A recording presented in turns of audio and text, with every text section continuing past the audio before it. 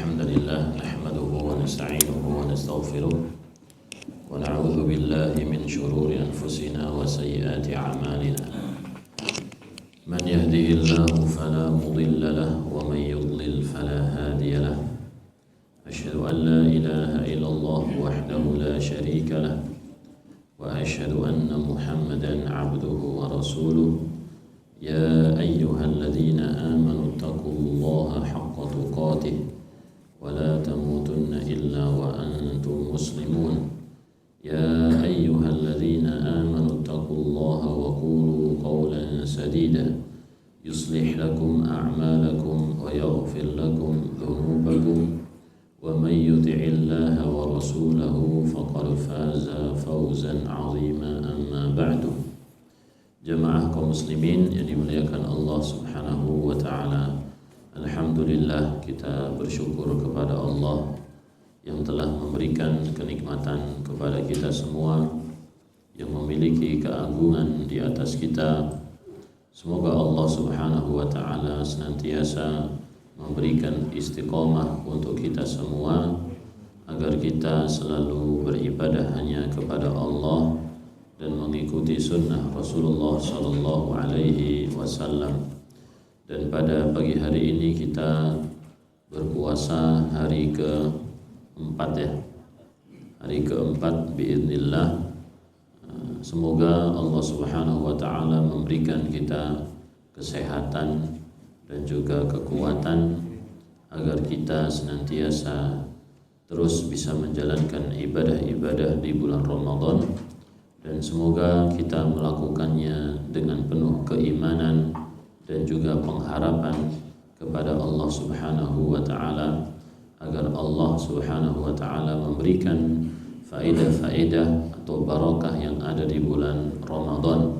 Sebagaimana Nabi sallallahu alaihi wasallam bersabda, "Man shoma Ramadhana imanan wa ihtisaban ghufira lahu ma taqaddama min dhanbihi."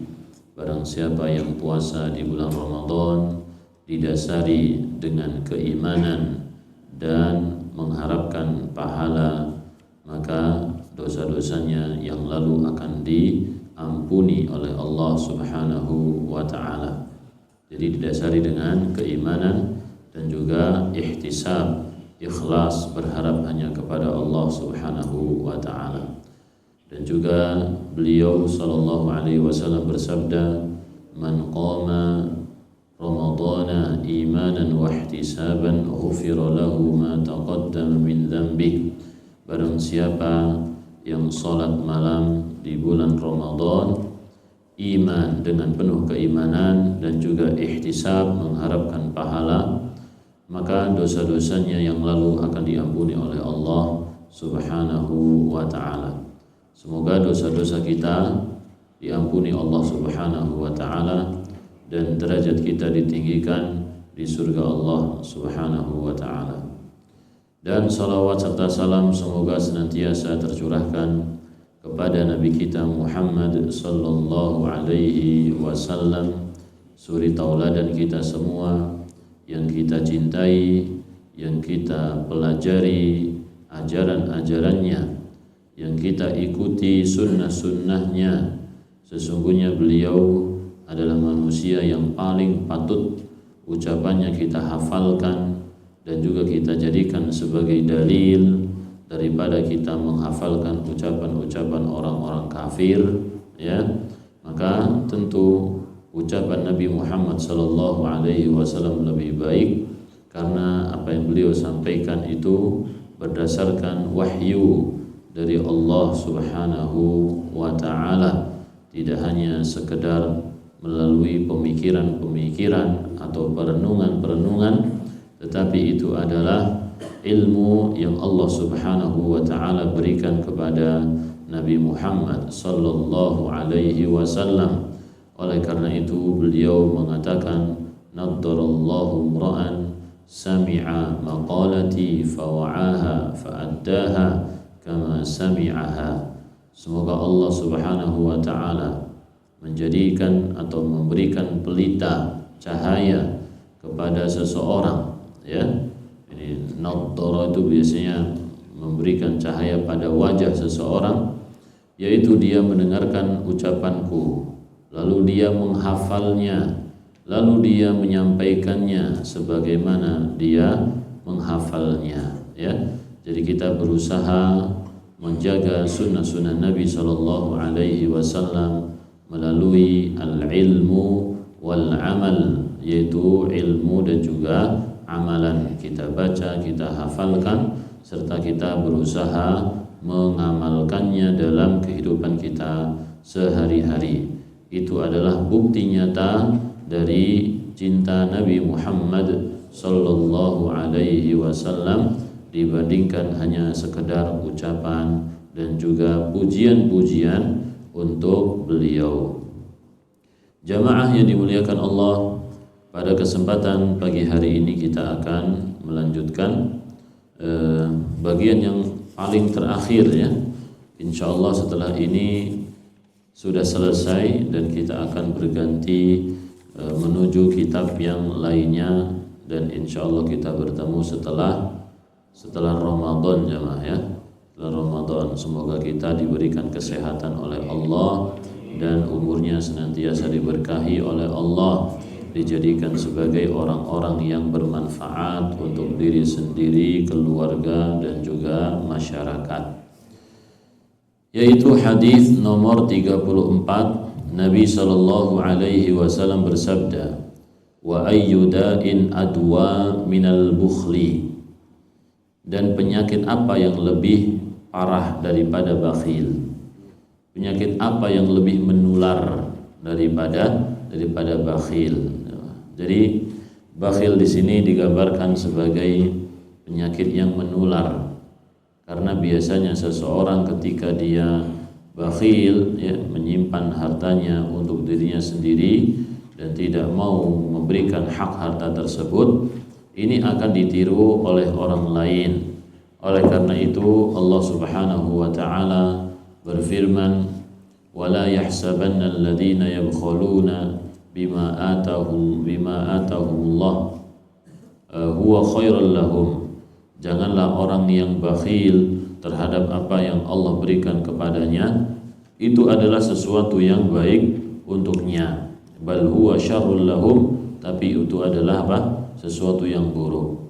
Dan juga Allah Subhanahu wa taala berfirman, "Walladzina yabkhuluna wa ya'muruna an-nasa bil bukhli." Ya, dan orang-orang yang bakhil dan mengajarkan kepada orang-orang untuk berlaku bakhil. Dan bakhil ini, jemaah, adalah salah satu sifat bawaan manusia, jemaah, ya. Ternyata bakhil ini salah satu sifat apa?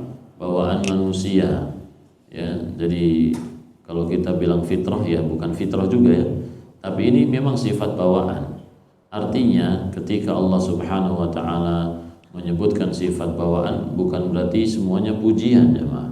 Karena sifat bawaan manusia itu ada yang baik, ada yang tidak baik, gitu, ya. Ada yang baik, ada yang tidak baik. Kalau yang disebut dengan sesuai dengan fitrah, itu artinya yang baik-baik. Adapun yang tidak sesuai dengan fitrah, meskipun itu sifat bawaan, ya, maka kita katakan tidak baik. Contohnya, wa kanal insanu ajula. Manusia itu terburu-buru, ya. Manusia itu terburu-buru. Wa kana zaluman jahula. Manusia itu sangat zalim dan sangat bodoh. Adapun bakhil, maka Allah Subhanahu wa taala berfirman di dalam surat Al-Isra, "Qul law antum tamlikuna khazaina rahmati rabbi idzal la amsaktum khasyatal infaq." Kalau kalian menguasai perbendaraan rahmat Tuhanmu, ya, kalau gitu kamu menahannya, tidak mau mengeluarkannya karena takut untuk menginfakkan, takut bakhil, gitu, ya. Kalau kita diberikan berbagai macam kekayaan tapi kita tidak mau menyumbangkannya, berarti kita takut apa? Takut apa? Bukan takut bakhil, apa? Takut miskin, ya, takut miskin. Wa kanal insanu qatura. Kata Allah, wa kanal insanu qatura. Manusia itu bakhil, ya, pelit manusia itu. Kata Allah Subhanahu wa taala. Baik. Kemudian Kemudian juga ada juga ayat dalam surat Muhammad juga ada jemaah, ya, banyak tentang hal ini. Dan lawan dari bakhil itu israf, ya, itu berlebih-lebihan. Jadi satunya bakhil, satunya berlebih-lebihan. Apa sih namanya jemaah? Boros, ya. Nah, temannya boros apa ya? Jadi yang berfoya-foya gitu ya, menggunakan hartanya dengan melampaui batas. Bahkan dalam infak pun, ya, infak kita diperintahkan oleh Allah Subhanahu wa taala untuk menyesuaikan diri, ya. Seperti yang Allah firmankan di dalam surat Al-Furqan, walladzina idza anfaqu lam yusrifu, dan orang-orang yang apabila mereka itu berinfak, ya, lam yusrifu, mereka tidak berlebih-lebihan, walam yaqturu, dan juga tidak pelit, wa kana baina dzalika qawama, dan antara keduanya itu adalah yang qawam, yang bagus, ya. Nah, jadi di situ infak itu artinya apa? Nafaqah itu adalah pembiayaan jemaah. Nafaqah itu pembiayaan, membiayai diri sendiri, membiayai keluarga. Jadi kita sesuaikan dengan uruf dan juga kebutuhan kita, bukan karena kaya raya, oh beli ini, beli itu, beli sembarang dibeli jemaah, ya. Atau juga bukan karena duitnya pas-pasan, mau makan ini jangan, mau makan itu jangan, ya. Semuanya jangan, ini juga tidak baik, ya. Nabi Muhammad SAW dalam hal tersebut adalah orang yang paling santai jemaah. Apa yang ada diterima, apa yang tidak ada ya sudah, ya. Ini Nabi kita Muhammad sallallahu alaihi wasallam. Dan juga dalam suatu hadis disebutkan, ini kita tidak menyebutkan apakah sahih atau tidak jemaah, ya. Langsung kita baca saja. Thalathun muhlikat, ada 3 perkara yang membinasakan. 3 perkara yang membinasakan. Kalau ini dikatakan bahwa jalur-jalur yang ada tentang hadis ini, ya, tidak luput dari kritik di dalam sanadnya. Tapi beliau di sini mengatakan, ya, pentaklik, penggabungan hadis ini insyaallah menjadi hasan hukumnya. Jadi 3 hal yang membinasakan. Syuhun muta', ya, syuhun muta', yaitu kebakhilan yang ditaati, pelit yang ditaati. Jadi artinya apa? Kalau kita punya sifat pelit itu harus dilawan. Kalau punya sifat pelit harus dilawan. Apa sih pelit itu jemaah?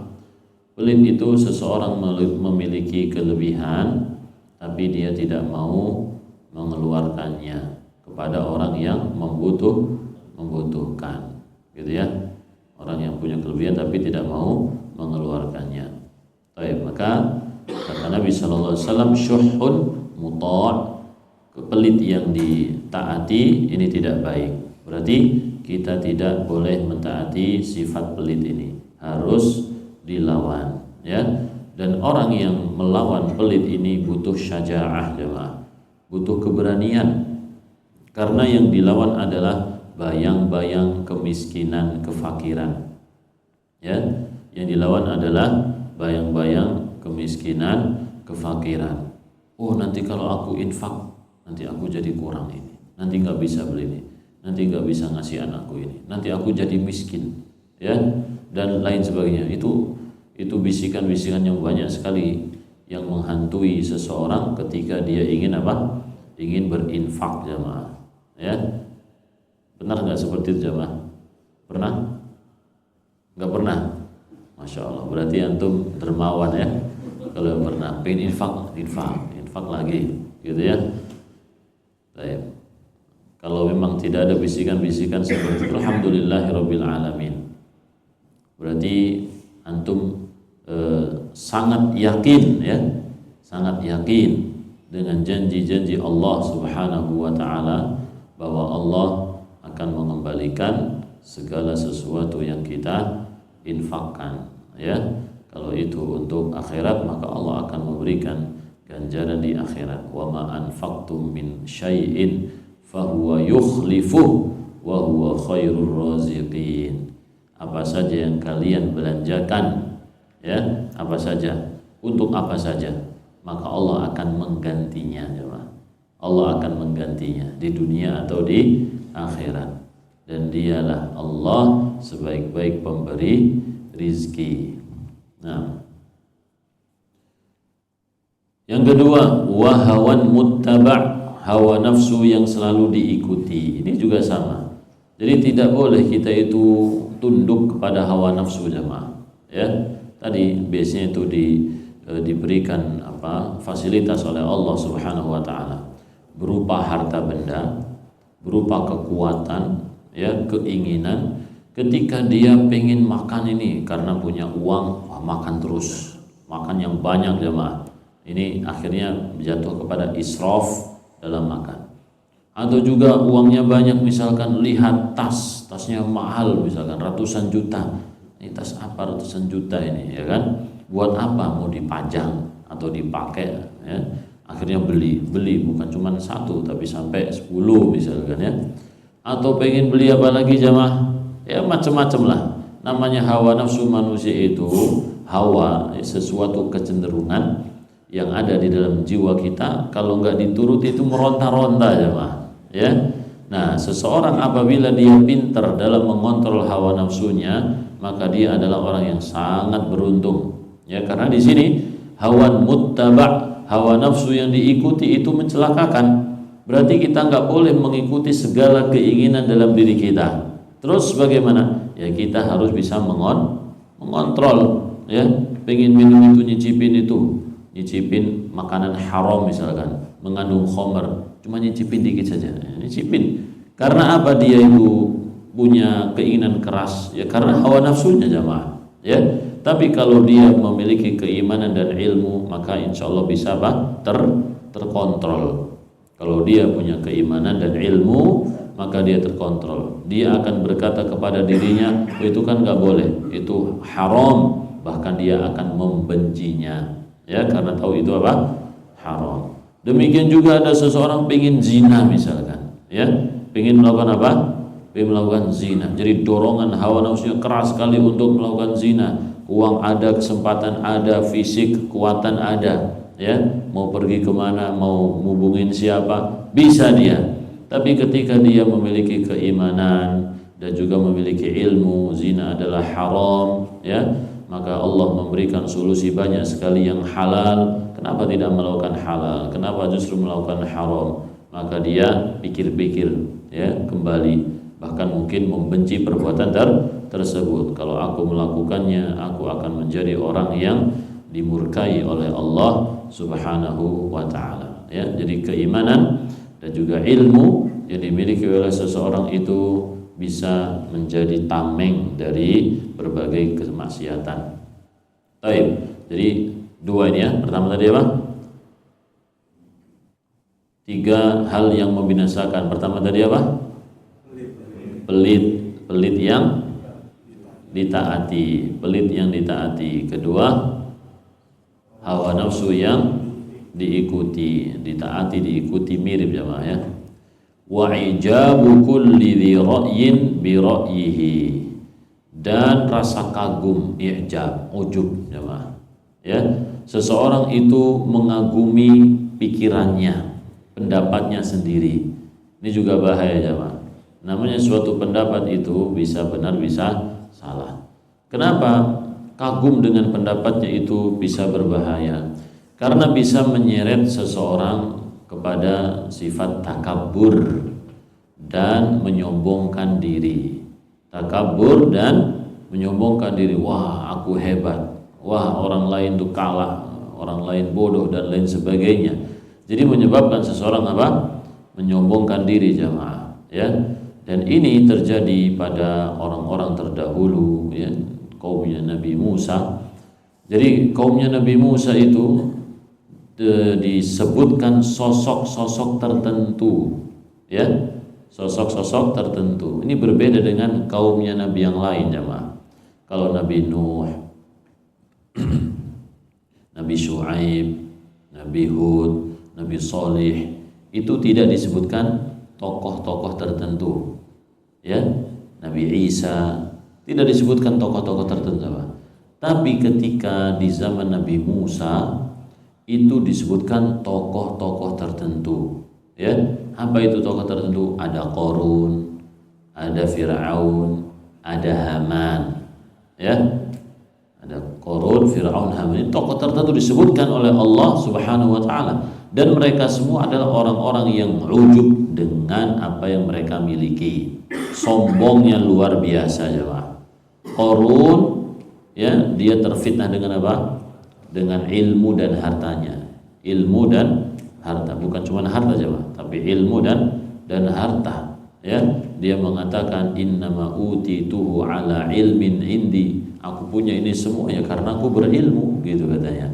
Ya, jadi punya harta yang kuncinya saja kalau dipikul sama orang-orang yang kuat itu mereka merasa berat. Ya, ada juga yang menyebutkan dipikul oleh beberapa puluhan ekor baghal, ya, kuda, peranakan kuda. Mereka itu nggak bisa jalan cepat, pelan-pelan jalannya. Saking apa? Saking banyaknya, ya, kunci-kunci perbendaaraannya. Ya, nggak tahu gudangnya itu ada berapa, gitu ya. Atau juga banyak dan juga besar-besar, ya. Nah, ini Qarun ini, jemaah. Jadi dia ujub dengan ilmunya dan juga harta bendanya dipamerkan, jemaah, ya, bikin karnaval dia khusus untuk harta kekayaan sendiri. Ya, mungkin kalau orang punya koleksi mobil-mobil mewah itu diiring-iringin, dibikin arak-arak.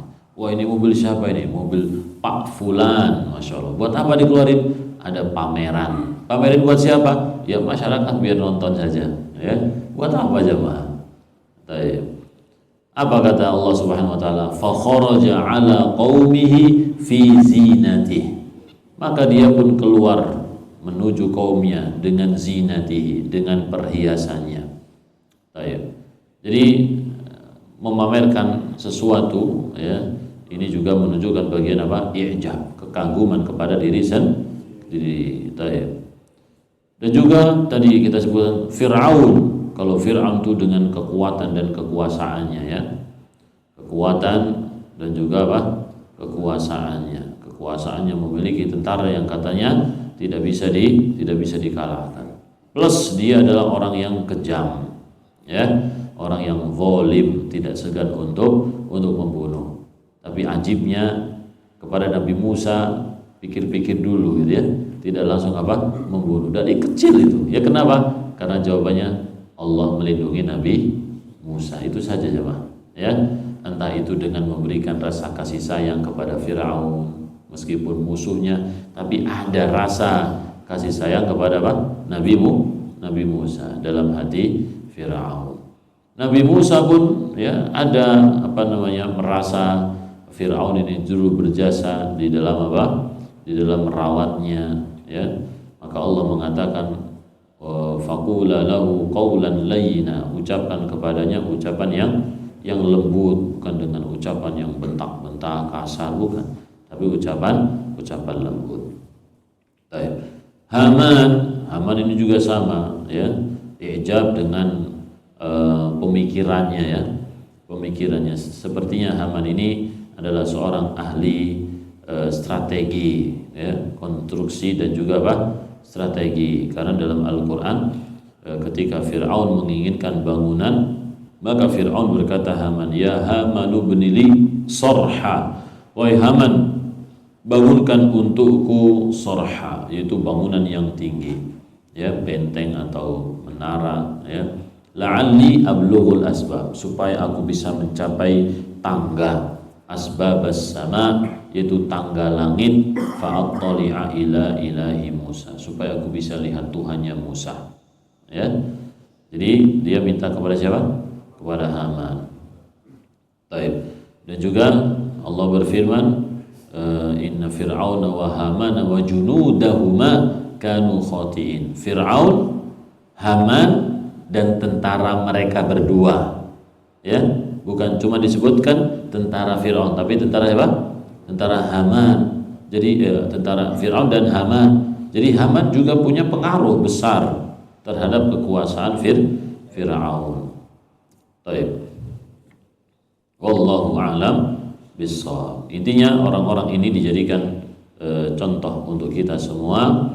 Tidak boleh sombong dan juga tidak boleh ujub, jemaah. Ini adalah sesuatu yang buruk.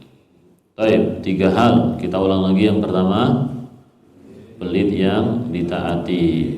Kedua, hawa nafsu yang diikuti. Kemudian ya, ujub atau kagum terhadap pemikiran sendiri. Nah,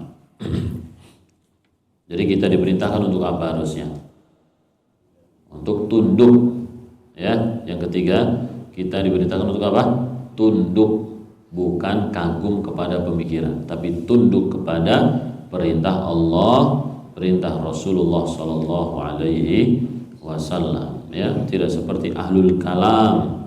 Ahlul kalam itu orang yang paling ujub terhadap pemikirannya sendiri, yang mengatakan bahwasanya akal itu dalilul akli qat'iyyud dalalah. Dalil akal itu adalah dalil yang qat'i, paten, pasti. Adapun Al-Qur'an dan Sunnah dzanni, enggak paten. Ya. Al-Qur'an Sunnah enggak paten, kemungkinan begini, kemungkinan begitu, jemaah. Baik. Maka kita katakan Al-Qur'an dan Sunnah secara dalil dia itu paten. Ya, paten. Tapi secara pemahaman ada yang muhkam, ada yang mutasyabih. Baik. Kalau paten artinya sahih, ya, sahih. Tinggal siapa yang yang membawanya, jemaah. Apakah ahlus sunnah atau bukan ahlus sunnah. Baik. Itu tentang bukhl, jemaah, ya. Berikutnya nomor 35, At-Tirmidzi mensahihkan anna Nabiyya sallallahu alaihi wasallam la'anal jalisa wasatal halqati, bahwasanya Nabi sallallahu alaihi wasallam melaknat orang yang duduk di tengah halaqah. Orang yang duduk di tengah halaqah. Ya, ini sebagian ulama mensahihkan atau menghasankan. Ada juga yang menyebutkan dhaif, ya, karena dinilai hadis yang terputus. Baik. Nabi sallallahu alaihi wasallam melaknat orang yang duduk di tengah halaqah. Jadi lingkaran lagi ngobrol, ya. Lagi ngobrol lebih dari 2. Kalau 2 orang kan ya berdampingan gitu, ya. Kalau ada 2 orang kita langsung duduk di tengah, enggak boleh, jemaah. Memisahkan 2 orang yang sedang duduk bersama ngobrol, kemudian kita duduk di tengahnya, itu haram, tidak boleh. Nah, ini mirip seperti itu, jemaah. Ya, ketika ini ada orang ngumpul, ya, kemudian mereka ngobrol, tiba-tiba ada orang datang duduk di tengah, maka orang ini tentu akan mengganggu mereka. Mengganggu apa? Satunya misalkan mau ngomong yang sebelah sana, gini-gini. Karena apa? Susah mau menghadap, ketutupan sama orang satu ini yang ada di tengah ini, ya. Atau dia itu ingin dipandang, ya, ingin dipandang, ingin menjadi pusat perhatian, dia di tengah, ya. Nah, oleh karena itu di sini dikatakan Nabi Shallallahu Alaihi Wasallam melaknat orang yang duduk di tengah halaqah. Jadi kondisinya mirip dengan orang yang tadi duduk di tengah 2 orang yang sedang ngobrol, mengganggu, ya. Intinya adalah mengganggu. Baik. Kemudian dari Abu Hurairah radhiyallahu anhu, dia berkata, Rasulullah sallallahu alaihi wasallam bersabda, "Iyyakum wal hasada, fa innal hasada ya'kulul hasanat kama ta'kulun narul hatab."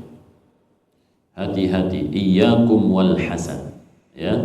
Hati-hatilah kalian, jauhilah oleh kalian, yaitu sifat hasad.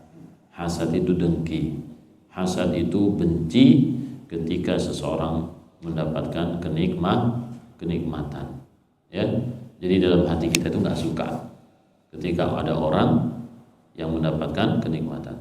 Meskipun kita ini kaya raya misalkan ya, orang ini baru saja tumbuh, kita nggak seneng, itu hasad ya. Makanya hasad itu bisa menjangkiti siapapun, bisa orang miskin, orang kaya, ya itu ada sifat apa? Hasadnya. Tidak harus orang miskin ketika melihat orang yang kaya raya langsung hasad atau dia muncul hasad. Tidak mesti sama. Orang kaya terhadap orang miskin itu juga bisa hasad, saudara dengan saudara, dan biasanya hasad itu muncul dengan orang yang sama, mirip profesinya atau tempat tinggalnya ya, atau persaudaraan. Jadi yang apa istilahnya ya, yang ada unsur kesamaan gitu ya, ada unsur kesamaan dalam nikmat gitu, itu muncul apa? Muncul hasad biasanya. Misalkan pedagang bakso dengan pedagang bakso, ini kok rame, ini nggak rame. Misalkan dia rame, kemudian melihat saingannya mulai rame, wah mulai nggak suka dia, ya kan? Nggak suka, oh nanti ini jadi saingan kita nih. Nah, itu muncul seperti itu jamaah. Atau beneran bikin rumah makan dengan rumah makan, ketika ini rame nggak senang, wah itu rumah makan itu kok cepet banget itu gedenya, ya nggak suka. Tapi kalau cuman iri pengen berkembang seperti itu, artinya mereka itu berlomba-lomba, apa sih namanya Pak? Bersaing ya, bersaing dengan sehat, nggak masalah jamaah ya. Jadi berkompetisi dengan sehat maka tidak masalah. Tapi kalau menjatuhkan ada unsur nggak sukanya, nah ini yang bermasalah. Baik. Tetangga dengan tetangga gitu ya, ini punya rumah dengan punya rumah. Ketika tetangganya nambah barang sedikit saja dilirik, apa sih? Nah, gak suka dalam hatinya. Punya beli mesin cuci baru, wah datang mesin cuci, panas dia, gerah ya. Lihat lagi, wah ada mainan baru, apa itu? Mobil-mobilan, mobil listrik misalkan gitu ya, langsung gak suka dia. Lihat tetangganya lagi benerin taman, dikasih kolam ikan kecil misalkan, wah nggak suka dia ya. Ini bahaya jamaah ya. Jadi biasanya kalau tetangga dengan tetangga, saudara dengan saudara juga seperti itu biasanya ya. Saudara dengki kepada siapa? Kepada saudaranya. Seharusnya saudara itu kan sayang kepada apa? Saudaranya ya. Dia senang kalau ada saudaranya yang berkembang. Tapi sebagian orang itu justru apa? Jadi tempat dengki-dengkian. Ini mungkin banyak terjadi bukan saudara sekandung, tapi keluarga yang agak besar, sepupu. Nah, biasanya Pak, antar sepupu ya Pak. Ya, anaknya Pak Fulan itu dengan masalahnya juga karena dipengaruhi oleh orang tuanya yang suka membanding-bandingkan ya Pak. Ya. Jadi ketika antum membanding-bandingkan anak antum, tuh lihat tuh si Fulan anaknya ini, itu akan bisa membangkitkan apa? Kedengkian ya, dan juga kompetisi yang tidak sehat. Baik. Gimana caranya terusan jemaah kalau seperti itu supaya anak kita ini tidak muncul kedengkian? Udah qanaah saja, suruh berusaha ya, jadikan itu misalkan teman dan seterusnya. Rizki orang masing-masing ya kan, gak bisa kita menyamai dalam rizki, gak bisa jemaah ya. Sama plek atau sama mirip itu nggak bisa. Semuanya diatur oleh Allah Subhanahu wa taala. Dan juga rezeki itu banyak bentuknya.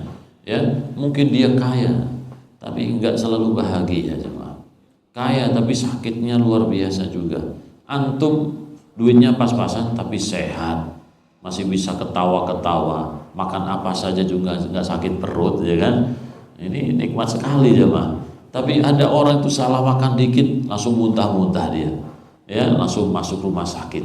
Ini nikmat yang tidak bisa dibeli, yang tidak bisa dinilai, tidak bisa dilihat oleh orang lain. Ya, jadi cara mengobati hasad itu bagaimana? Cara mengobati hasad kita tadi, ya harus memberi. Kita dermawan ya, Pak. Ya, insya Allah kalau orang dermawan suka memberi, ini tidak muncul hasad. Baik. Karena dia apa? Karena dia biasa memberikan sesuatu kepada orang lain. Bahkan ithar mungkin ya. melebihkan orang lain daripada dirinya sendiri, sehingga ketika orang lain itu tumbuh gitu kan, senang dia jamaah, bukan malah hasad. Kemudian yang kedua, doakan itu orang yang punya kelebihan, doakan orang yang misalkan baru mendapatkan nikmat Allah, doakan keberkahan, ya. Karena Nabi Shallallahu Alaihi Wasallam mengajarkan kepada kita semua, apabila kita melihat sesuatu yang menakjubkan, yang membanggakan pada diri kita sendiri, pada harta kita, pada keluarga kita, atau juga orang lain, supaya mendoakan apa? Keberkahan. Gimana doanya? Barakallahu fiik, atau tabarakallah, atau Allahumma barik lahu, ya Allahumma barik fihi, dan seterusnya. Jadi kita disuruh untuk apa? Mendoakan keberkahan, bukan malah mendoakan keburukan, ya semoga rusak, semoga hancur, dan seterusnya. Ini kan dibalik oleh Allah Subhanahu wa taala. Baik. Dan juga mengetahui bahwasanya rizki Allah itu masing-masing, ya. Allah memberikan rizki kepada siapa saja. Iyyakum wal hasad, jauhilah oleh kalian sifat hasad. Fa innal hasada ya'kulul hasanat, sesungguhnya hasad itu akan memakan kebaikan-kebaikan, memakan pahala, ya. Kama ta'kulun narul hatab, sebagaimana api itu melahap kayu bakar, seperti api melahap kayu bakar. Jadi api itu menjalar sedikit demi sedikit sampai kayu bakar itu pun habis menjadi arang dan debu, ya. Pertama jadi arang, tapi kemudian arang itu masih membara, lama-lama apa? Hancur jadi debu, jemaah. Jadi hasad ini adalah, ya, orang hasad itu ketika muncul hasadnya, panas itu jiwanya, jemaah, ya, jantungnya berdetak keras, darahnya mengalir ke seluruh tubuh, panas dia. Nah, itu hasad yang memuncak, jemaah, hasad memuncak. Dan hasad itu bertingkat-tingkat, ya. Hasad dipendam, ada juga hasad yang dilampiaskan. Ada hasad putus asa, ya. Hasad tapi apa? Putus asa, merasa dirinya nggak mungkin aku bisa, dan mendingan diseret sama kayak dia. Aku sesat, tak bikin sesat sekalian, gitu kan? Itu seperti hasadnya iblis, ya. Dia tahu dia penghuni neraka, nggak mungkin dia naik ke surga, ya. Maka dia pengennya dah nyeret anak Adam aja untuk menemani di neraka. Ada juga orang hasad yang diluapkan, dilampiaskan dengan apa? Dengan ucapannya, dengan fisiknya, ya kan? Itu hasad. Ketika ada orang yang jahat, maka dia mencaci maki, difitnah, ya. Kemudian juga ada yang memukul, mencelakai, merusak barang orang yang dihasati. Jadi musuh orang hasad itu nggak enak, jemaah, ya. Makanya Nabi SAW berdoa, memerintahkan kita berdoa berlindung dari orang yang dengki, ya. Ta'awwadhu min jaris su' fi darin muqamin, ya. Mintalah perlindungan kepada Allah dari tetangga yang buruk. Kenapa tetangga itu ada yang buruk, jemaah? Ya, hasad. Tetangga buruk itu salah satu penyebab besarnya adalah hasad, gak suka sama kita, gak suka kita dapat suatu kenikmatan. Maka kita disuruh untuk minta perlindungan kepada Allah Subhanahu wa taala di tempat tinggal, tempat menetap kita, ya. Karena apa? Karena kalau tetangganya di Badiah, di misalkan kita sedang naik atau kita nomaden gitu, ya. Kita nomaden, kita masih bisa cari tempat lain. Tapi kalau sudah beli rumah, ya, tapi kemudian kita diuji dengan tetangga yang hasad, ini musibah yang tidak menyenangkan sekali, ya. Banyak sekali orang yang akhirnya menjual rumahnya, tidak tahan di suatu tempat karena apa? Karena hasadnya dari tetangganya, ya. Ya, semoga kita adalah tetangga yang baik, jemaah.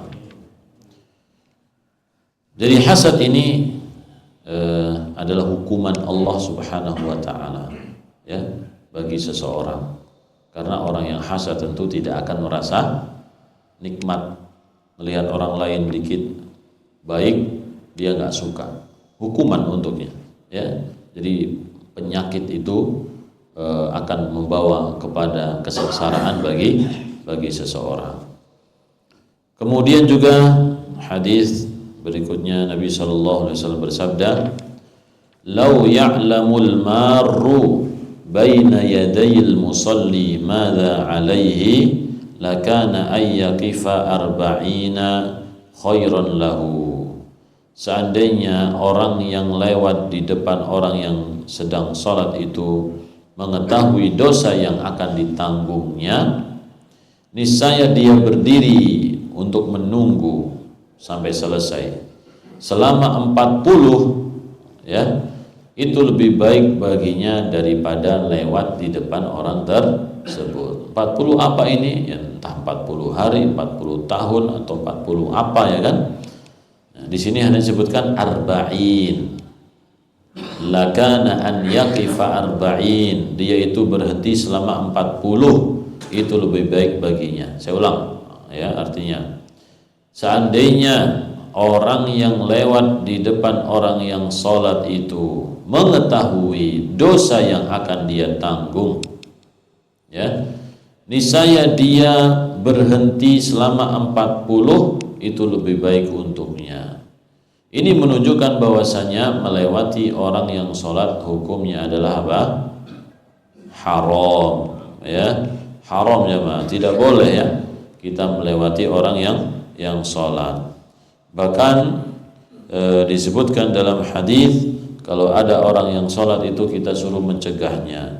Seperti dalam hadis Abu Sa'id Al-Khudri, beliau mengatakan, aku mendengar Rasulullah sallallahu alaihi wasallam bersabda, "Idza shalla ahadukum ila syai'in yasturuhu," apabila salah seorang di antara kalian salat ya, menghadap sesuatu yang menghalanginya, jadi pakai sutroh dia, yasturuhu minan nas, menghalangi dari orang-orang yang lewat, fa arada ahadun an yajtaza baina yadayhi, lalu ada seseorang yang ingin lewat di depannya, falyadfa'hu, maka cegahlah dia ya, dicegah.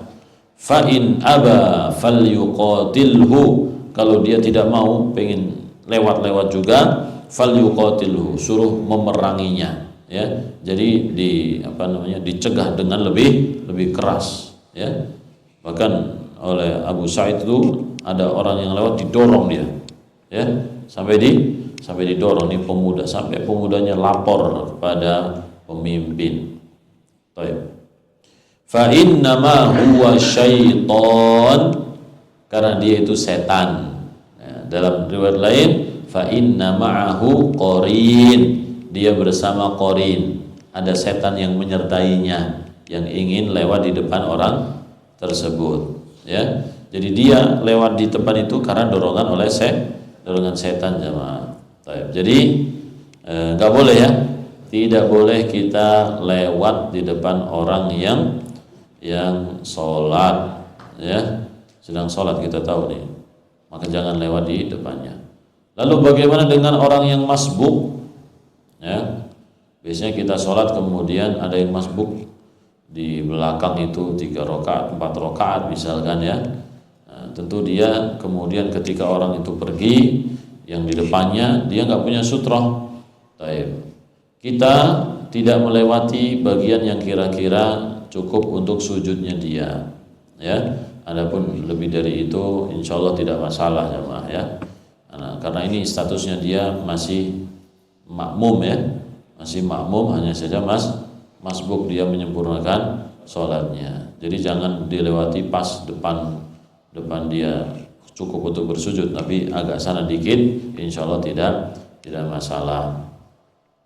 Demikian juga para ulama membahas tentang bagaimana kalau di Masjidil Haram ya, karena sebagian ulama ada yang mengecualikan ya. Jadi kalau di Masjidil Haram mereka anggap bahwasanya melewati orang yang sholat itu boleh karena memang Masjidil Haram itu tempatnya tawaf, sehingga orang yang sholat ketika menghadap Ka'bah mungkin saja orang yang tawaf itu terhalangi dengan orang tersebut. Akhirnya gimana nih, berhenti atau lewat kan gitu ya. Kalau berhenti nanti ditabrak sama orang-orang ya. Makanya di zaman sekarang itu diberikan tempat khusus untuk orang-orang yang sholat ya kan, dikasih pagar, sholatnya di sana. Orang tawaf nggak ada di sini, itu tempat sholat, ini tempat tawaf masing-masing. Ini untuk kemaslahatan jamaah ya. Jadi kalau kita sedang berkunjung ke Ka'bah, sholatnya jangan sembarangan. Aku pengen dekat sama itu, aku pengen sholat di belakang makom Ibrahim. Kan sebagian orang itu memaksakan diri jamaah sholat di makom Ibrahim. Akhirnya apa? Mengganggu orang yang sedang tawaf, ditabrak-tabrak itu ya, gayanya aja gini-gini ya. Itu gaya jamaah, itu ganggu jamaah ya. Jadi pengennya taat, pengennya mengikuti sunnah, tapi tidak faham dengan kondisi gitu ya. Bahkan mencium hajar aswad itu kan sunnah, tapi kondisi seperti itu berjubel-jubel, desak-desakan ya. Bahkan perempuan-perempuan ikut juga pengen cium hajar aswad dengan cara desak-desakan. Apalagi ada suami sama istrinya seakan-akan ayo tak deketin, tapi istrinya disenggol-senggol sama orang-orang ya kan ya, maka tidak seperti itu jemaah ya. Dan Ibunda Aisyah radhiyallahu anha memperingatkan kepada kalau nggak salah budak wanitanya ya, jangan mendekati kalau tawaf jangan mendekati bagian dekat dengan hajar aswad itu, karena di sana berdesak-desakan jemaah ya. Umar bin Khattab juga ya dilarang oleh Nabi Shallallahu Alaihi Wasallam, karena tentu kalau berusaha akan sikut sana sikut sini jemaah, menyakiti orang ya kan ya, mau melakukan sunnah kok harus menyakiti orang. Jadi kita kembali lagi melewati orang yang sholat ya, ini tidak diperbolehkan atau haram ya, haram. Sebagian ulama tetap melarang, kalau pun di Masjidil Haram juga nggak boleh ya, tidak boleh, karena memang hukum asalnya itu untuk semua orang, semua masjid, tapi dalam kondisi tertentu darurat misalkan. Ini kalau nggak lewat ini gimana ya kan, bahaya. Ini tempat tawaf, kenapa orangnya sholat di sini? Nggak bisa, mau minggir kita nggak bisa, nanti tabrak orang yang belakang. Ya sudah, lewatin saja ya, dilewati saja, tidak masalah insyaallah taala. Baik. Kalau melewati orang yang sholat itu hukumnya adalah haram, bagaimana hukum tentang memiliki sutroh ketika kita sholat ya? Mengambil sutroh ketika sholat hukumnya apa jamaah? Ada yang mengatakan sunnatun muakkadah. Jadi para ulama madhab menyebutkan bahwa sutroh itu adalah sunnah muakkadah, bahkan disebutkan ini ijma' mereka ya. Sunnah muakkadah itu apa? Sunnah yang sangat ditekankan, mendekati wajib ya.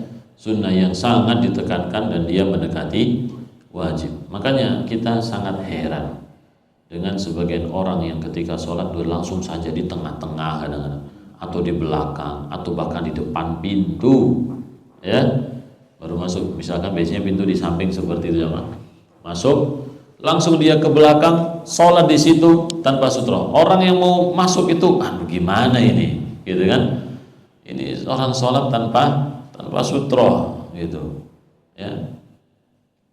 Tapi insya Allah kalau kita faham jemaah ya, kita faham.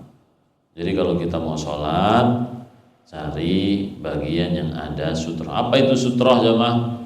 Sutroh itu apa saja yang bisa kita gunakan untuk menghalangi orang lain supaya tidak melewati di depan kita ya, menghalangi orang lain supaya tidak lewat di depan kita.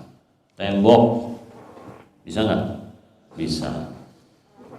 Tiang bisa, kursi, meja, ini mimbar, apalagi jemaah itu ada tempat sutroh, itu ada dibikinin ya kan, bisa juga.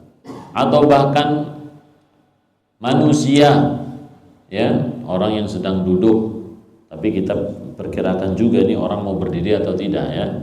Nah, ini orang sudah mau selesai sholat, kita jadi sutroh, kita belum selesai Al-Fatihah dia sudah kabur duluan ya kan. Dan juga Nabi SAW terkadang menggunakan kendaraannya unta. Jadi unta beliau itu sedang menderum, beliau sholat menghadap apa? Menghadap unta jemaah ya. Itu tidak masalah. Pohon yang nggak boleh itu api ya. Sholat menghadap api ini seperti menyerupai orang Majusi nanti bersujud untuk siapa? Bersujud untuk api ya. Jadi kalau kita sholat menghadap sesuatu dan menjadikan orang itu memiliki syubhat ya, itu dihindari. Makanya Nabi SAW melarang sholat menghadap kuburan. La tusallu ilal kubur ya. Jadi tusallu ala ilah nggak boleh, atau baina ya. Jadi sholat menghadap kuburan nggak boleh, di atas kuburan nggak boleh, antara kuburan ini juga tidak diperbolehkan jemaah ya. Ini salah satunya adalah untuk menghilangkan prasangka dalam diri kita ataupun orang lain kita itu sujud kepada siapa? Kuburan. Dan itu menjadi syubhat banyak orang jemaah. Ketika ada kuburan kemudian kita sholat di situ menghadap situ, nanti orang-orang yang tidak faham, wah ini kuburan keramat ini jemaah ya. Akhirnya berduyun-duyun orang datang ke tempat tersebut untuk minta-minta ya. Bahkan masyarakat kita ajib ya, kuburan palsu pun juga dikeramatkan ya. Ada orang bikin ini namanya kuburan, padahal dulu nggak ada. Bahkan katanya dulu itu candi ya, candi yang sudah rusak, nggak dipakai, rawat lagi.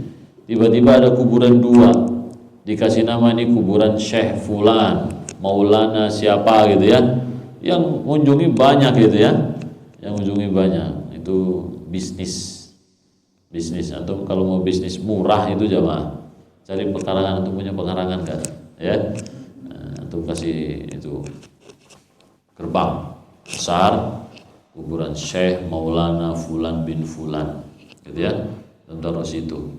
Antum bawa tengkorak dari jasad mana taruh situ jemaah, untuk buktikan ini ada nih ya, ada jasadnya. Ketika digali, oh ya ada gitu kan ya, ternyata itu bohongan antum sendiri jemaah. Insya Allah laku ya, laku insya Allah. Apalagi ada juru kuncinya, antum setting nanti kamu cerita begini ya, bikin cerita ya, kasih foto, bikin foto palsu siapa gitu ya, karena bukan ngajarin ya tutorial ya Pak. Nah, tapi ini adalah suatu kesesatan, pembodohan masyarakat yang dimurkai oleh Allah Subhanahu wa ta'ala. Baik. Jadi kita tadi ngomong tentang apa jemaah? Sutroh ya. Nah, jadi tidak boleh kuburan itu jadikan sutroh. Ya. Dan Nabi Muhammad SAW melarang menggabungkan antara masjid dengan kuburan. Di situ masjid dalamnya ada kuburannya. Tapi kalau masjid areanya terpisah ya dengan kuburan, entah di samping, di depan, belakang, kalau udah terpisah tidak masalah ya. Apalagi sudah dipagerin ya, ini tidak masalah jemaah ya. Sebagian orang menganggap kalau satu area tetap tidak boleh, satu area pagernya sama, satu area gitu kan, tetap tidak diperbolehkan. Kalau itu tanahnya tanah wakaf untuk masjid, maka jangan dipakai untuk kuburan. Kecuali kalau sepakat misalkan yang ini dijadikan sebagai kuburan saja, wakaf kuburan, lalu dipagerin berpisah dengan apa? Masjid, insya Allah tidak masalah jemaah ya. Sudah terpisah masing-masing meskipun berdekatan ya. Karena kita tahu juga kuburan Nabi SAW itu di samping masjid ya, di samping masjid tapi terpisah ya. Itu kuburan Nabi SAW bukan di dalam masjid, bukan. Itu rumah Ibunda Aisyah ya, rumah Nabi SAW untuk istrinya, yang itu bukan masjid masuk area masjid karena ada suatu perluasan. Perluasan itu pun sampai mau nempel atau sampai nempel kuburan apa? Kuburan Baqi', ya kan? Sebelah kiri ada kuburan Baqi', ya. Artinya tidak masalah kalau berdekatan, yang penting ada sesuatu yang jelas ini masjid, ini bukan, jemaah. Baik. Bahkan kuburan Nabi Shallallahu Alaihi Wasallam yang di samping Masjid Nabawi itu pun menjadi fitnah untuk sebagian orang, jemaah, ya. Sebagian orang itu ada yang datang ke masjid menuju yang utama adalah kuburan Nabi Sallallahu Alaihi Wasallam, pengennya menghadap situ sholatnya, ya, sholatnya pengen menghadap ke kuburan, ya. Ini banyak sekali, sama, makanya di sana ada askar-askar itu yang suruh nyingkirin orang dan diusir-usir itu, ya. Jadi tentang sutroh, ya, ada untuk orang yang sholat, sutroh ini hukumnya tadi apa? Sunnah muakkad, ya, ini mayoritas ulama atau ijma' 4 mazhab.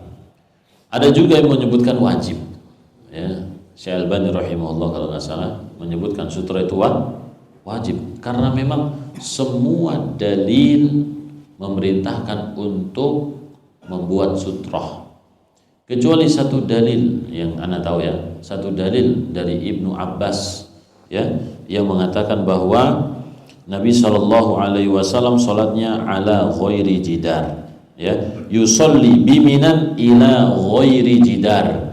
Nabi Shallallahu Alaihi Wasallam sholat di Mina, mengarah bukan tembok.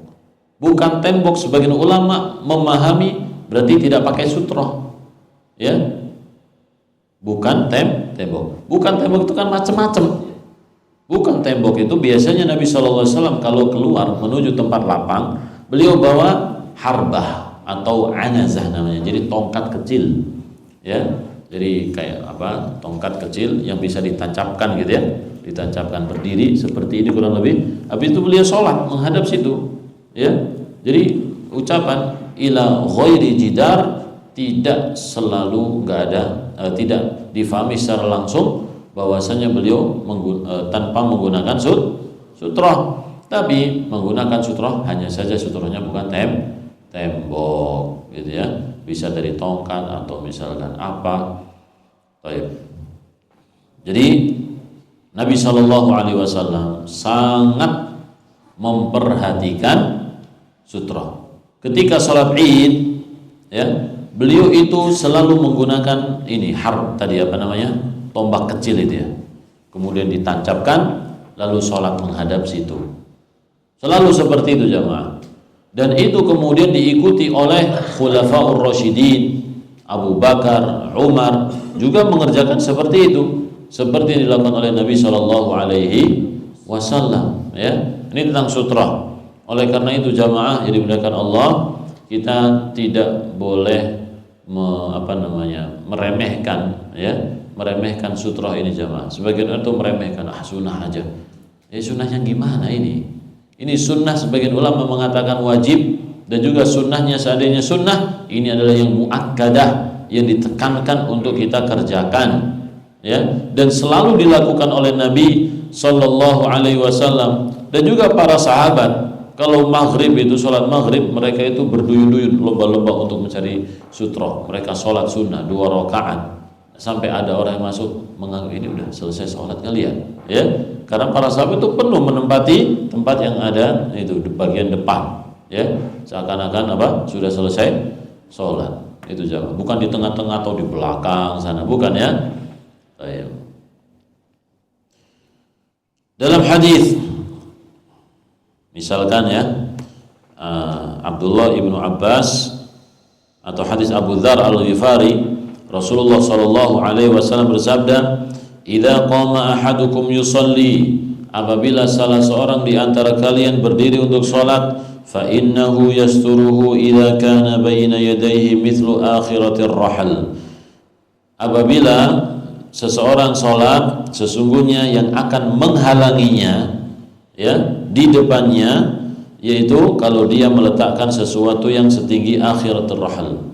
Akhiratul rahal itu buat sandaran punggung kalau orang naik onta ya. Nah, tingginya kurang lebih segini sehasta atau segini jamaah ya. Baik, 2/3 hastanya, seperti inilah kurang lebih dari sini ke sini. Nah, itu insya Allah cukup ya. Fa innahu yaqta'u salatahul himaru wal mar'atu wal kalbul aswad. Sesungguhnya akan memutus salatnya jika yang lewat itu adalah keledai, wanita, dan juga anjing hitam. Ya, memutus di sini sebagian ulama mengatakan batal. Batal salatnya kalau ada keledai yang lewat di depannya. Ya.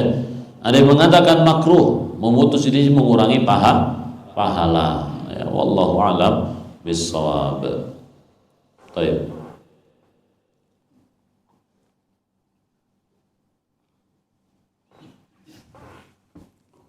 Kemudian dua lagi. Nabi sallallahu alaihi wasallam, ya, ini sama seperti yang sudah kita baca tadi jemaah dari Abu Sa'id Al-Khudri ya. Kita disuruh untuk menghalangi ya. Jadi saya ulang, pertama, kita kalau mau sholat jangan langsung sholat di tempat terbuka, tapi pilih yang ada sutrohnya. Jangan malu untuk sholat di depan ya. Jangan malu untuk sholat di depan, bagian depan sana jamaah. Ini kan ada tembok-tembok ya. Sholat di situ. Jangan milih di bagian belakang. Apalagi sholat Jumat. Sholat Jumat jangan milih belakang yang ada sandarannya ya. Jangan. Tapi milih di belakang. Udnu minal imam, kata Nabi SAW. Mendekatlah kepada imam ya. Mendekatlah kepada imam. Jadi orang yang mendekat kepada imam itu selain menjalankan perintah Nabi SAW, dan juga punya keutamaan soft pertama atau soft terdekat. Kemudian yang kedua, ya, pertama mencari sutra. Yang kedua, kalau ada sesuatu yang lewat, manusia misalkan, maka dia berusaha menghalanginya. Bagaimana yang melewati ini? Kucing misalkan, ya, sama jamaah, ini anak-anak misalkan atau kucing ini berusaha tidak melewati orang yang sholat sendirian atau dia menjadi imam ya. Terus ini kan kucing gak punya akal ya, kalau disingkirin kadang dia mau lewat lagi, ya sudah, kita maju, kita yang maju. Nabi SAW pernah sholat di tempat jalan ya, jalan umum yang biasa dilewati oleh kambing ya. Lalu ada kambing mau lewat, beliau berusaha menghalau, tapi kambingnya mau lewat terus karena banyak mungkin jumlahnya. Akhirnya beliau maju sampai perutnya nempel ke tembok ya. Jadi misalkan ada tembok panjang, itu biasa di situ ada lewat kambing ya. Beliau sholat di situ, ini kambingnya mau lewat, maka beliau maju saja, ngalah ya. Jadi beliau tidak membiarkan ada sesuatu yang lewat di depannya. Kambing, kucing, kalau kucing kan seukuran anak kambing ya Pak ya.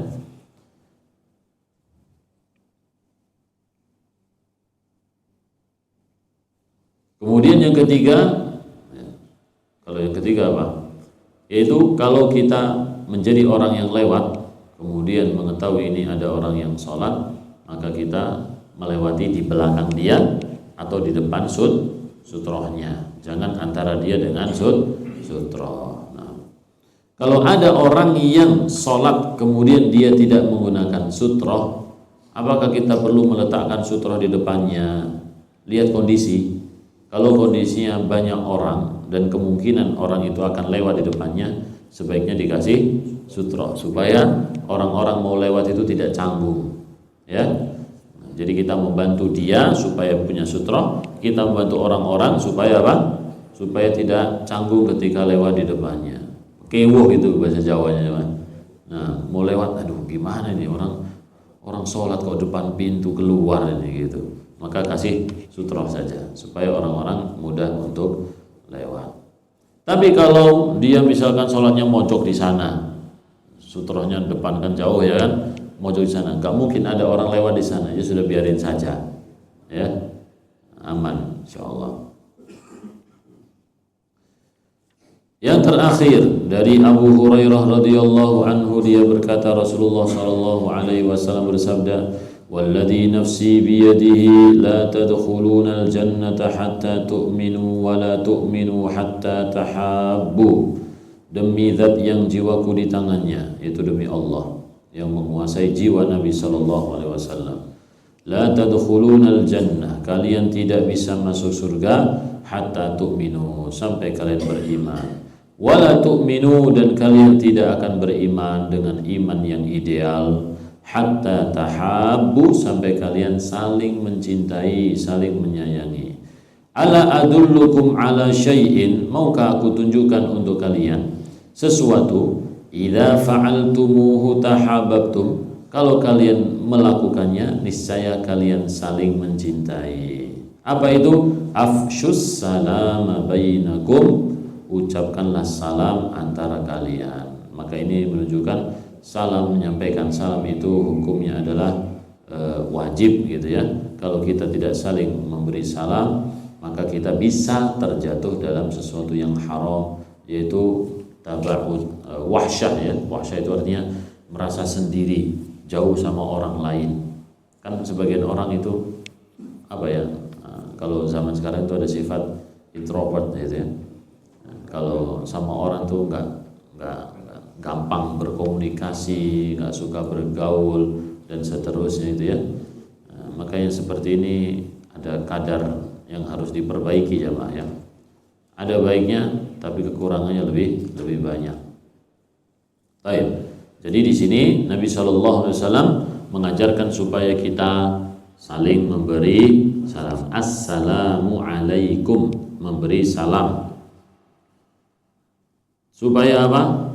Supaya kita semakin dekat dan percaya. Salam itu bukan cuma sekedar ucapan, tapi itu adalah berita. Kita sampaikan kepada orang lain, kamu selamat sejahtera, selamat dariku, aku tidak akan menyakitimu dengan ucapan ataupun perbuatan, dan Allah akan memberikan kesejahteraan untukmu. Itu jamaah. Jadi bukan assalamualaikum, kemudian kita salamnya bentak-bentak misalkan ya, marah-marah sambil caci maki ya. Ini keliru jemaah. Jadi salam ini harus difahami dengan baik oleh seorang muslim ya. Jadi salam itu fungsinya adalah kita menanamkan kepada mereka rasa aman dari diri kita ya. Al-muslimu man salimal muslimuna min lisanihi wa yadihi. Muslim itu adalah orang lain selamat dari lisannya dan tangannya ya. Jadi dia menyebarkan salam. Afsyus salama bainakum, tebarkanlah salam di antara kalian. Wallahu a'lam bissawab. Penutup, inilah akhir buku ini, dan alhamdulillahirabbil alamin. Semoga salawat dan salam Allah terlimpahkan atas penghulu kita Nabi Muhammad sallallahu alaihi wasallam, keluarga dan para sahabat beliau. Saya menukil dari naskah kedua yang telah dibacakan langsung di hadapan penulis sendiri, dan di atasnya diimbuhkan tulisan dengan tulisan tangan beliau sendiri. Beliau berkata ini adalah sahih dan ditulis oleh maula beliau Muhammad bin Ahmad Asy-Syafi'i. Baik, wallahu a'lam bishawab. Ini apa namanya? Yang meneliti manuskrip ya. Dikumpulkan manuskrip, dibandingkan, kemudian baru ditulis ulang jemaah. Ada pertanyaan silakan. Ya, Bang.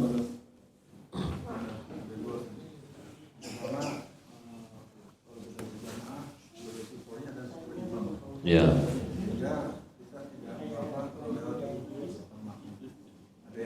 Iya. Kedua, kalau misalkan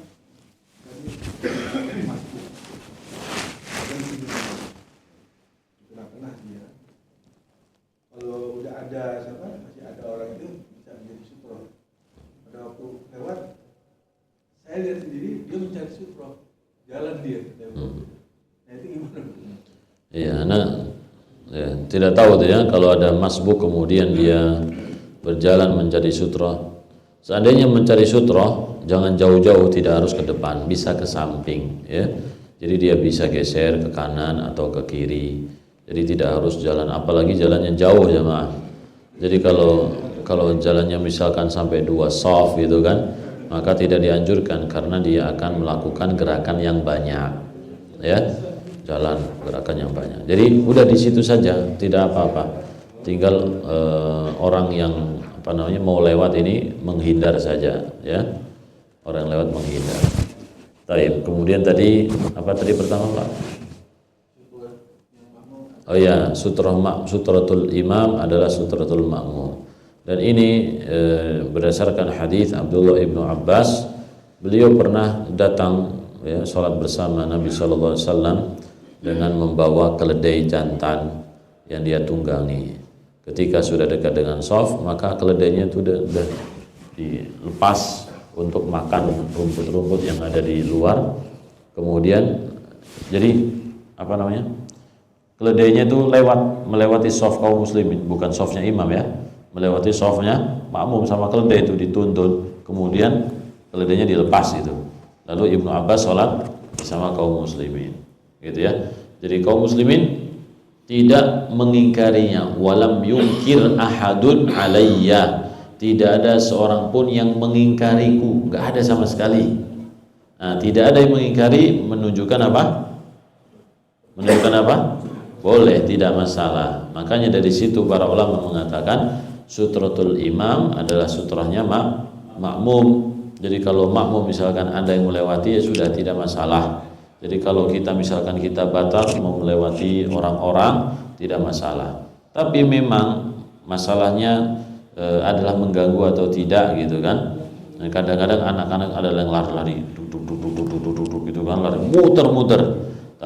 Mungkin dari segi ini sutroh atau tidak itu tidak masalah, tapi dari segi yang lain itu mengganggu atau tidak ya, kita halangi anak-anak supaya tidak lari-lari di depan orang sholat gitu kan ya. Terus ada yang orang ngomong kan sutroh mau bukan itu masalahnya gitu ya, masalahnya lain. Ini masalahnya ini anak lari-lari mengganggu orang sholat. Antum sholat ini lari-lari ya, tenang nggak sholatnya? Tentu nggak tenang jemaah. Baik, ada lagi Pak? Salam. Terkait makam di masjid Ustaz, tidak di samping atau di kanan kiri tapi di depannya, kayak di Masjid Joglo sama di Kebayoran tuh depan makam masjidnya, itu bagaimana Ustaz? Yang kedua, sutra kalau kan anjing hitam, kalau anjingnya nggak hitam gimana Ustaz? Ya. Bagaimana kalau anjing tidak hitam? Karena ditanyakan oleh sahabat kepada Nabi SAW, anjing hitam itu disebut setan, ya, kalbul akur. Anjing hitam disebut setan. Mabalul aswad wa abyad wa ahmar. Emang kenapa dengan anjing hitam, merah, putih? Maka beliau menjelaskan anjing hitam itu adalah setan. Nah. Jadi kalau masjid tadi ada kuburannya, memang kalau ada masjid yang nggak ada kuburan itu lebih kita pilih ya, mendingan yang nggak ada kuburannya ya. Kadang-kadang itu kuburannya nempel dengan masjidnya, dihalangi, meskipun dihalangi dengan tembok ya. Kalau masjid itu dengan kuburan sudah dipisah dengan tembok, itu sebenarnya sudah nggak masalah, seperti yang dijelaskan oleh Syekh Al-Utsaimin, sudah dipisah. Ini bangunan masjid sudah jelas ya kan, di luar itu ada kuburan. Ada juga yang mensyaratkan kasih jeda, jarak. Jadi antara tembok masjid ada pagar khusus untuk kuburan, sehingga antara keduanya ada jarak gitu ya, yang untuk jalan, untuk saluran air atau apa gitu ya. Nah, itu kalau itu tidak apa-apa. Nah, nggak masalah. Misalkan di samping, ya sebaiknya kalau misalkan ada kuburannya jangan dikasih kaca, kasih tembok aja yang tertutup. Kalau kaca orang mau sholat liatin kuburan kan gitu ya. Jadi sebaiknya di tembok. Nah, wallahu a'lam bishawab. Jadi itu mungkin berkaitan dengan masjid dan Kuburan. Mana tadi Pak? Pondok Indah. Anak nggak tahu itu ya. Di Cuglo. Ya, yang penting gitu Pak. Kalau dipisah insya Allah tidak masalah. Ada lagi Pak? Ya. Waalaikumsalam. Kita sholat itu kan harus rapat gitu. Ya. Misalkan di dalam saf itu ada anak-anak. Anak-anak itu dia bolak-balik keluar masuk. Kadang dia keluar, kadang dia untuk bagaimana itu. Ya. Saf itu. Baik. Disunnahkan, ya bahkan ada yang mengatakan wajib, yaitu meluruskan dan merapatkan shaf, karena lurus dan rapat itu termasuk kesempurnaan sholat, ya. Jadi pundak diusahakan inilah ya. Di sini kalau sholat itu nempel dengan temannya, meskipun bukan berdesak-desakan sampai gini, enggak, biasa saja jemaah ya. Kaki juga diusahakan bisa nempel. Nah, bagaimana kalau kemudian di antara kita itu ada anak-anak kecil? Maka pertama untuk orang tua, ketika dia bawa anak kecil dari rumah sudah dikondisikan, nanti adik sholat tidak boleh banyak gerak-gerak ya, nggak boleh lari-lari, pindah-pindah tempat, itu pertama. Yang kedua, bisa mencari tempat yang pojok ya, tempat yang pojok yang dia itu di paling pojok sehingga tidak, seandainya masih mondar-mandir, maju mundur, maka tidak memutus shaf. Lalu bagaimana kalau misalkan qadarullah dia misalkan ada di tengah di antara kita, dia keluar masuk, ya insya Allah itu tidak masalah jemaah ya. Insya Allah itu tidak masalah karena di awal kita memang sudah berusaha merapatkan shaf gitu. Nah, adapun anak ini nanti keluar nanti masuk lagi, insya Allah pahalanya masih tetap ya. Baik, wallahu a'lam bishawab. Cukup ya? Cukup insyaallah. Semoga Allah Subhanahu wa taala memberikan keberkahan kepada kita semua. Meskipun kita puasa, kita masih bisa beraktivitas. Ini wajahnya juga bukan wajah yang ngantuk berat, atau justru kayaknya lebih segeran puasa daripada nggak puasa. Kayaknya kalau nggak puasa ini pada gini ya. Ini ketika puasa lihat seger-seger nih wajahnya ya. Alhamdulillahirabbil alamin. Dan juga masih bisa ketawa-ketawa jemaah ya. Bukan orang yang loyo. Mungkin loyonya nanti habis zuhur loyonya. Rabbana atina fid dunya hasanah wa fil akhirati hasanah wa qina adzabannar. Assalamualaikum warahmatullahi wabarakatuh.